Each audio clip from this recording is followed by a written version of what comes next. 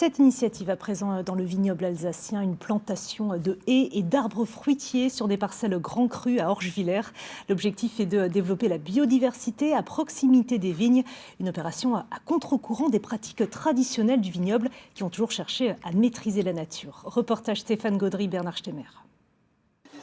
Pelles en main, ce matin, le comité d'accueil attendait le technicien de Haies Vives d'Alsace de pied ferme. Vous êtes tous des professionnels, mais je le montre qu'on parle tous le même langage, quoi. L'idée, c'est de mettre de la terre jusqu'aux premières racines et de ne pas enterrer le collet. Apprendre à planter à des viticulteurs, cela peut sembler audacieux, mais ce matin, il n'était pas question de Riesling, Gewürztraminer ou Pinot. Une centaine de mètres de haies, des arbres fruitiers. Dans quelques années, c'est un biotope complet qui va se développer à quelques mètres seulement des vignes.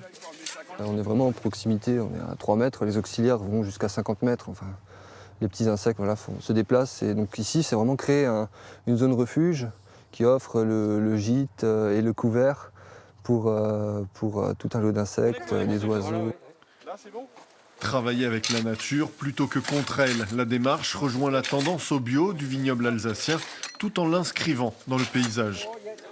On se rend compte qu'on va avoir un vrai effet sur la biodiversité aussi. Donc on a un effet visuel qui est valorisant pour le vigneron et pour le Grand Cru. On a l'aspect biodiversité qui est très important puisque la nature, c'est l'allié du viticulteur.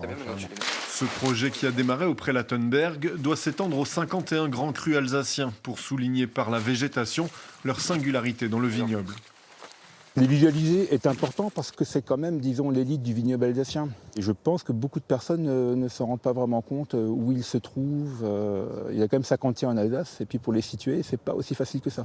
À chaque grand cru désormais de prendre le projet en main et comme les 12 viticulteurs du Prelatenberg, de s'unir pour marquer son territoire.